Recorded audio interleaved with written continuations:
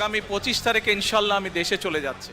বিএনপির ভারপ্রাপ্ত চেয়ারম্যান তারেক রহমানের দেশে ফেরা নিয়ে নতুন করে আলোচনার সৃষ্টি হয়েছে রাজনৈতিক অঙ্গনে।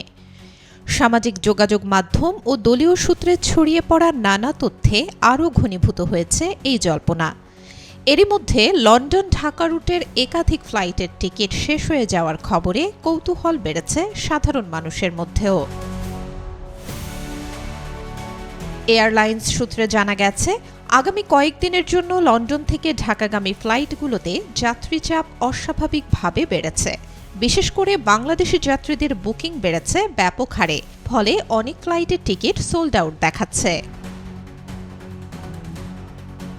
রাজনৈতিক বিশ্লেষকদের মতে, চলমান রাজনৈতিক পরিস্থিতি ও নির্বাচনী আলোচনা ঘিরে তারেক রহমানের দেশে ফেরার সম্ভাবনা নিয়ে আগ্রহ তৈরি হওয়াটা অস্বাভাবিক নয়। তবে এই বিষয়ে বিএনপির পক্ষ থেকে এখনও আনুষ্ঠানিকভাবে কোনো ঘোষণা দেয়া হয়নি। বিএনপির একাধিক দায়িত্বশীল নেতা জানান, দলীয় সিদ্ধান্ত ও রাজনৈতিক বাস্তবতা বিবেচনা করেই তারেক রহমানের ভবিষ্যৎ কর্মসূচি নির্ধারিত হবে।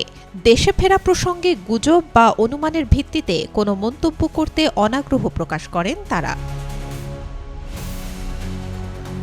এদিকে তারেক রহমানের দেশে ফেরা নিয়ে রাজনৈতিক অঙ্গনে আলোচনা তীব্র হলেও সরকার বা সংশ্লিষ্ট কর্তৃপক্ষের পক্ষ থেকে এই বিষয়ে আনুষ্ঠানিক বক্তব্য পাওয়া যায়নি।